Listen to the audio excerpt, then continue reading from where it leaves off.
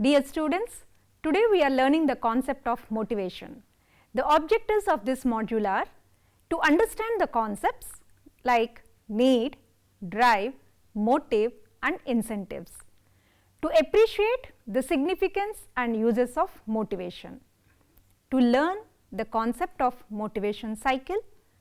I want to ask you why you have chosen this course on psychology, or why you want to have a degree as part of your education. Definitely all of you have your own reasons to take up the course on psychology or to achieve your degree. These reasons which you mention indicate your motive to take up a particular task.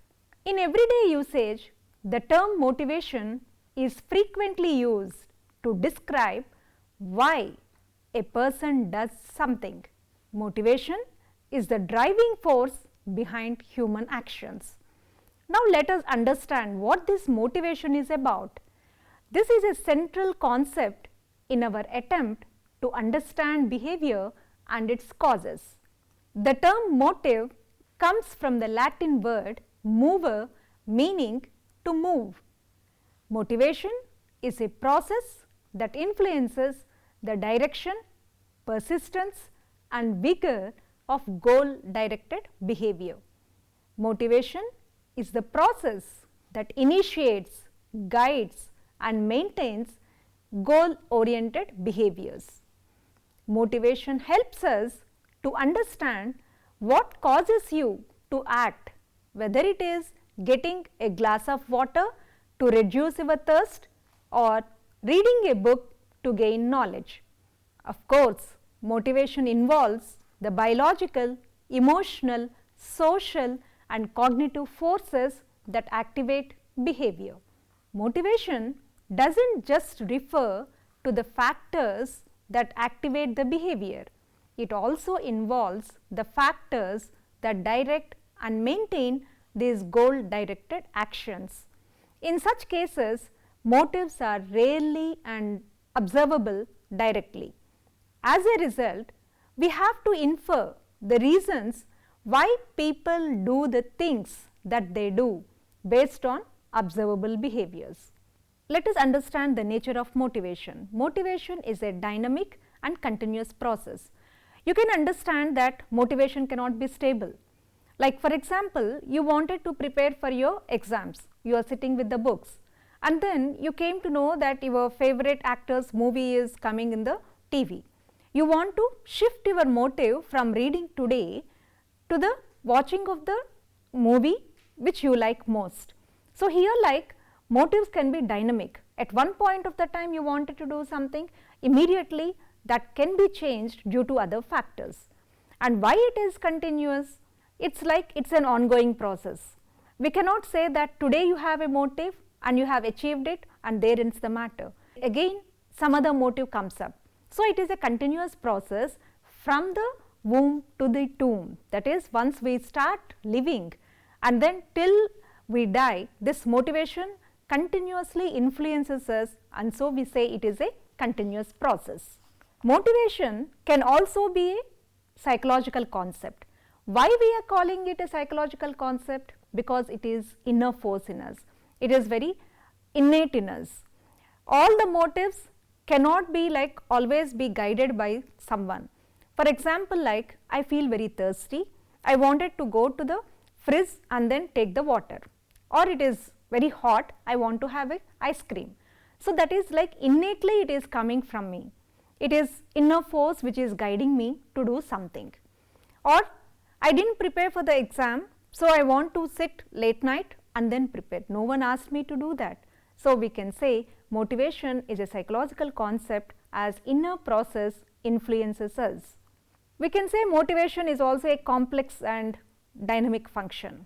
Why it is complex? Because all motives are not simple. Sometimes, for example, you have some financial crisis, immediately you want the money. You are highly motivated to earn the money, but is it immediately possible? So certain motives are very complex and we should know how we have to achieve our goals based upon our motives. Motivation can also be very stimulating to the individual. because it is the factor which pushes the individual to take up a task. So, it stimulates our energy, it stimulates our excitement to take up a task. So, by understanding these features, we can understand the nature of motivation. Now, let us see how the famous psychologists who worked on the field of psychology, who worked on the basic processes of psychology, have defined the motivation. You know about B.F. Skinner, he is a behaviorist. He defined motivation as arousing, persisting, sustaining and directing desirable behavior. This definition helps us how a student can be motivated in the school. Similarly, Young, another psychologist, defined motivation as the process of arousing the action, sustaining the activity in the process and regulating the pattern of activity. Then we have Morgan and King, who define motivation as states within a person or animal that drives behavior towards some goals. So, whether it is an animal or whether it is a human being, only when they are driven, only when they are motivated, they are engaged in a particular behavior or an action.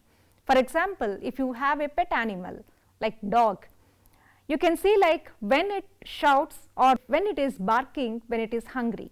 So, that hunger made the dog motivated to engage for the behavior as to search for the food or ask for the food in its own way. Similarly, the human beings, anything that is felt deficient by the individual, immediately they want to overcome that or achieve that based upon the levels of motivation. Now, what are the characteristics of motivation? As we have already discussed, motivation is a personal and internal feeling, and it is also an art of stimulating someone, because not only we motivate ourselves as teachers or as individuals, we try to motivate others too. For example, if a friend is not able to study well or if a friend is not able to perform well in a sport, so what do? You try to motivate. So, it is an art of persuading someone, convincing someone to take up a task or to do a particular task. And motivation produces goal, and this goal can be positive or negative, and so the motivation can also be positive or negative. When we say positive motive, you want to help someone, that is a positive motive. Someone has stopped you from doing a particular task, or because of someone you couldn't achieve whatever you wanted to do. So, you are negatively motivated to harm someone or to scold someone or to insult them. So, motivation can be positive or negative, and it is system oriented. Motivation cannot happen all alone, its own driving forces. So, motivation system will be understanding in the coming section, and motivation is a sort of bargaining.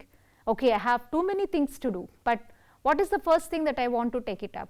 So, sometimes like you want to play, your parents say like take the books and read. So, you are motivated to take up both the things, but how do you initiate, which one do you prefer? So, that depends upon like a task of bargaining. Okay, at least for 1 hour I will play and then I will come back and do my homework. So, motivation can also be a action of bargaining. Now, once you have this kind of a motivation, how it helps us? Without the motivation, can't we work? Definitely. Even a small thing like raising the hand, unless you are motivated to raise the hand, you will not do that task. Motivation has its own uses. For example, it serves as a guiding force for all human behavior, but understanding how it works and the factors that it may impact can be important in number of ways.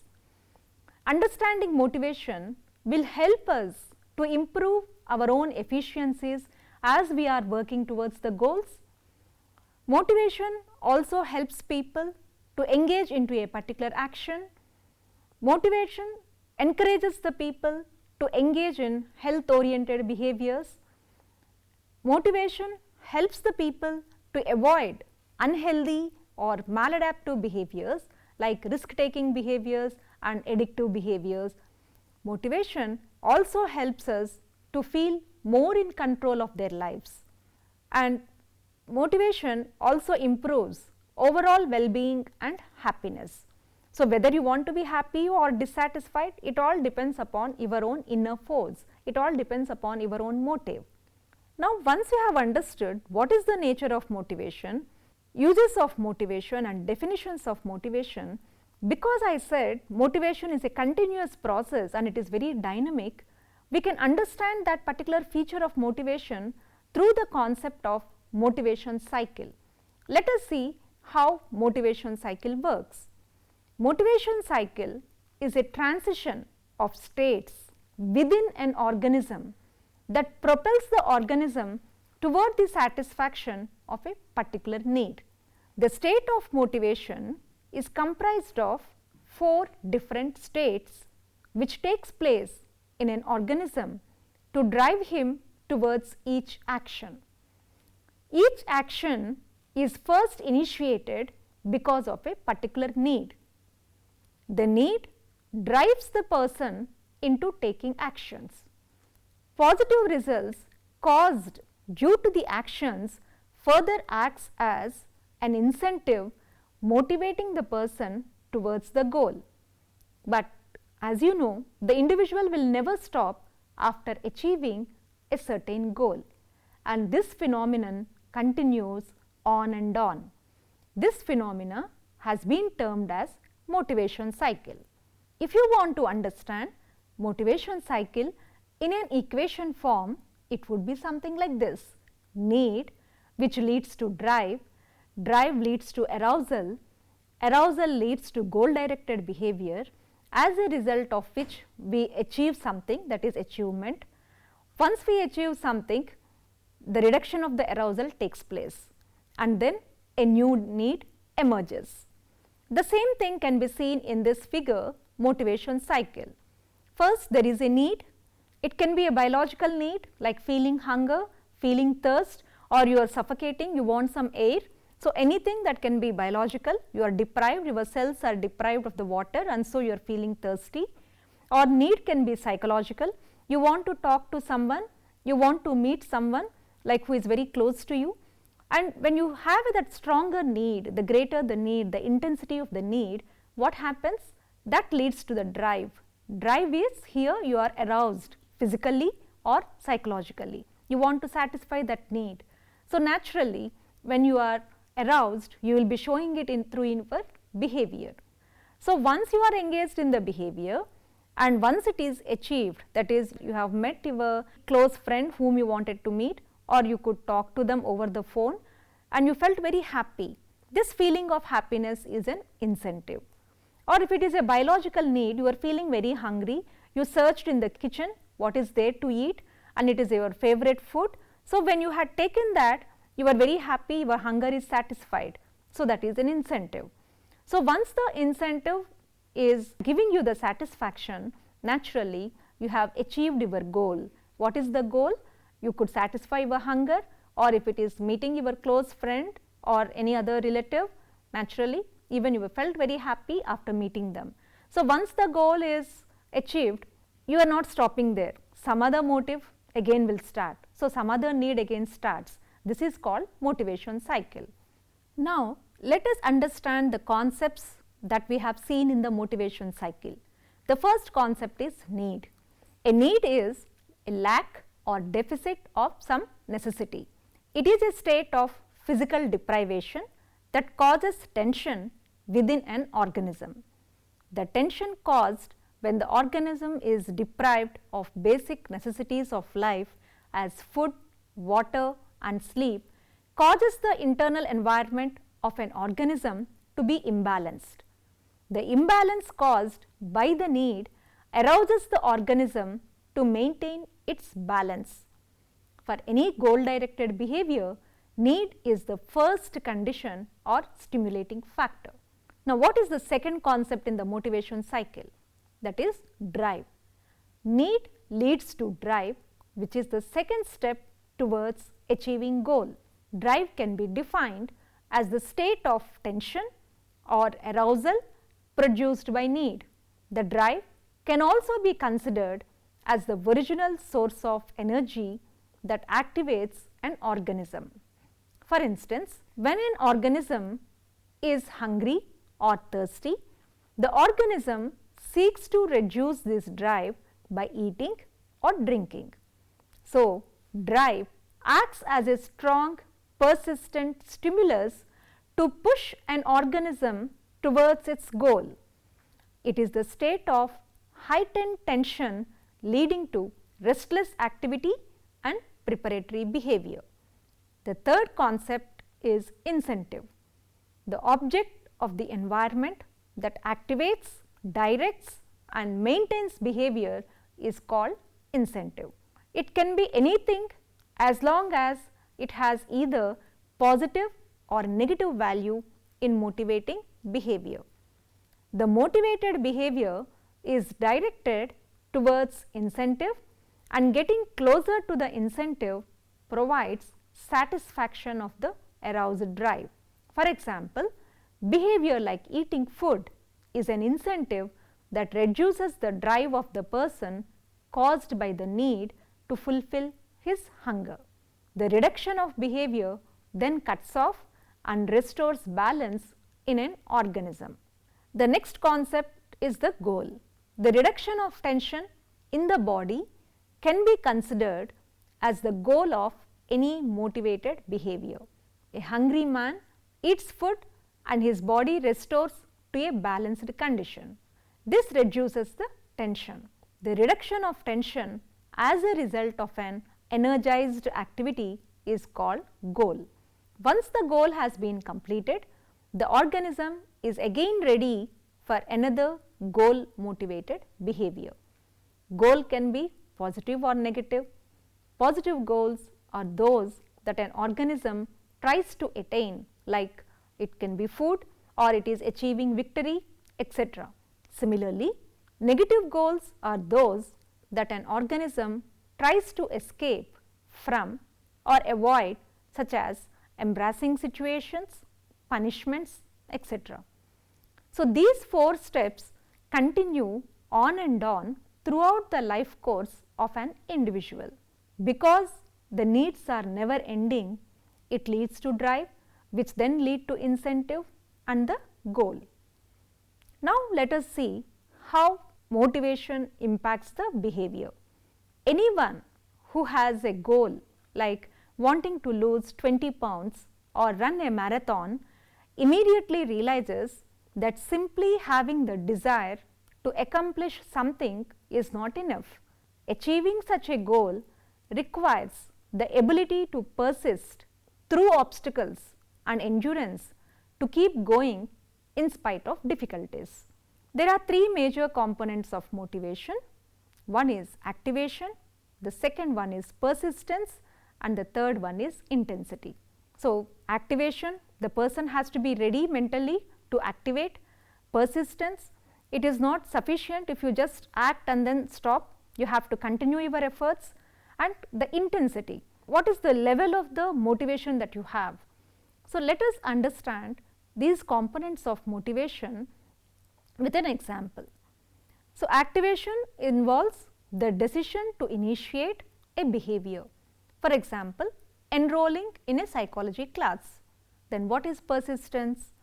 It is the continued effort toward a goal even though obstacles may exist. An example of persistence would be taking more psychology courses in order to earn a degree, although it requires a significant investment of time, energy and resources. The third component is intensity, which can be reflected in the concentration and vigor that goes into pursuing a goal. For example, one student might complete her studies without much effort, while another student will study regularly, participate in discussions and take advantage of research opportunities outside the class. The first student lacks intensity, while the second one pursues educational goals with greater intensity. The degree of each of these components of motivation can impact whether or not you achieve your goal. For example, strong activation means you are more likely to start pursuing a goal. Persistence and intensity will determine if you keep working toward that goal and how much effort you devote to reaching it. Dear students, hope you have understood now why we are here, why we take up a particular task, what makes us engage in a particular behavior. So, all this is explained in the concept of motivation. We also learnt about the motivation cycle, how the concepts of need, drive, incentive and goal will be influencing and directing our behavior. We have understood the nature, definition, uses of motivation and how that directs the human behavior.